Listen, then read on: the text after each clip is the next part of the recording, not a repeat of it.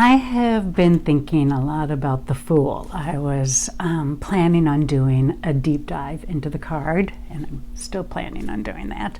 But as I was exploring and thinking about the card, the Death card kept kind of popping up in my mind. So I decided to sort of compare and contrast them because they are sort of like two sides of the same coin. I view the Fool as birth, as a beginning, as the leap. And then I began contrasting it with death, which is an ending, a culmination, the end of a journey. And so, all right, so I'm just going to dive in with my thoughts about all this.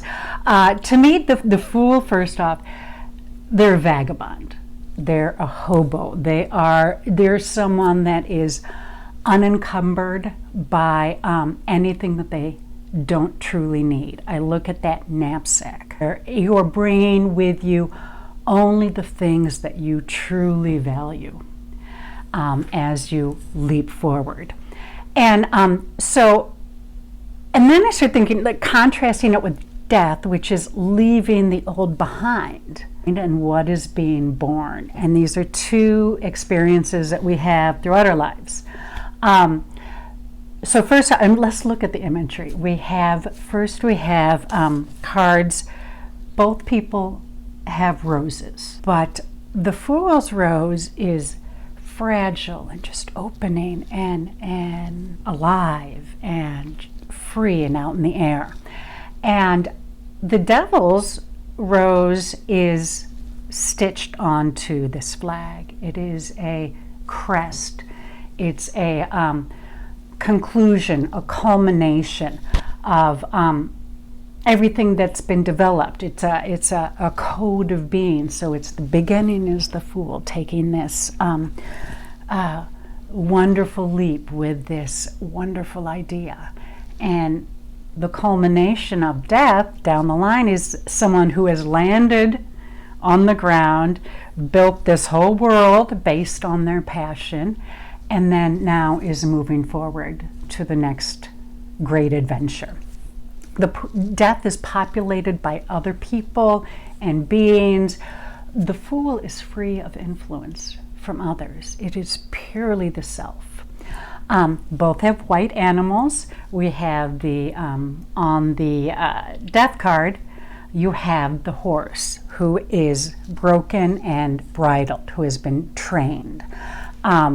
And then you have that little white dog who is not housebroken, not trained, is free and unencumbered.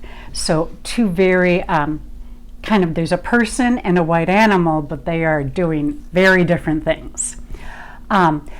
Looking at the Fool is up in the sky. The air is clear and thin, and the lightness and the wind are blowing the Fool's garments. It is just so light and open. Contrasting with Death, who is armored and protected and not open, but safe in a sense. The Fool leaps off into a cliff, into a new life, and Death has landed on the bottom, planted, harvested, developed, and now is moving on to the next journey. Both have suns. The Fool's is like bright, man, you just like, it's like high noon. They're just the horizon could not be clearer. It's just, you can see everything and where you want to go. And Death is the sun is in the distance. There's a new day. Rebirth is in the distance.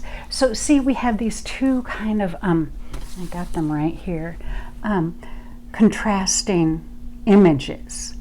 I'm going to put them this way. A lot of similar things on them, which is very interesting. Even the wands that are in the image. So I don't know, I just find them very intriguing. That the tarot embraces and can articulate all aspects of life and the journey. The Fool right at the beginning, and Death, well, it's not the end of the major arcana, but it is certainly a culmination of a journey. So I don't know, I like them. I'm like looking at, pull them out of your deck if you have time, and look at them and just sort of explore how they compare and how they're similar and how they're different.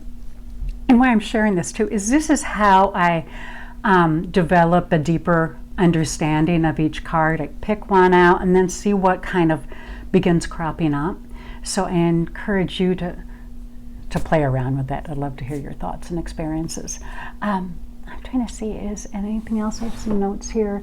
Yeah, it's fascinating, lovely stuff. Also, I got the Fool yesterday for me right now in my daily reading, and today. So I figure I better frickin' make this video. All right, I will see you soon. Thanks.